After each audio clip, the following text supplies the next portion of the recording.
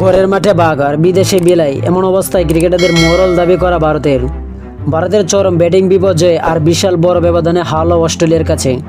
বিস্তারিত প্রতিবেদনে। এশিয়া কাপে ধারাবাহিক জয়ে শিরোপা জিতে নেন ভারত। এশিয়া কাপে শেষে অস্ট্রেলিয়া সফরে গিয়ে রীতিমতো নাকানি চুবানি খেয়েছেন ভারতীয় ক্রিকেট দল।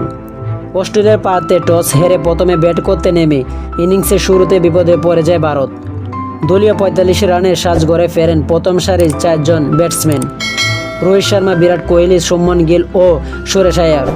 পঞ্চম উইকেটে অক্ষর প্যাটেল ও লোকেশ রাহুল ৩৯ রানে জুটি করেন। এই জুটি ভাঙ্গার পর আসা যাওয়ার মিছিলে অংশ নেন ওয়াশিংটন সুন্দর, হার্ষিত রানা ও আর্শদীপ সিং। দলের এমন ব্যাটিং বিপর্যয় দিনে হাল ধরতে পারেনি দীর্ঘদিন পর খেলতে নামা জাতীয় দলের তারকা ক্রিকেটার রোহিত শর্মা ও বিরাট কোহলি। রোহিত ৮ রান করলে কোহলি ফেরেন ০ রানে। ব্যাটিং বিপর্যয়ের কারণে ২৬ ওভারে ৯ উইকেটে হারিয়ে ১৪৬ রানে বেশি করতে পারেনি ভারত। ২০টি বিঘ্নিত ম্যাচে নির্ধারিত ২৬ ওভারে ১৩৪ রানের সহজ টার্গেট তারা করতে নেমে ২৯ বল হাতে রেখে ৭ উইকেটে জয় নিশ্চিত করে অস্ট্রেলিয়া।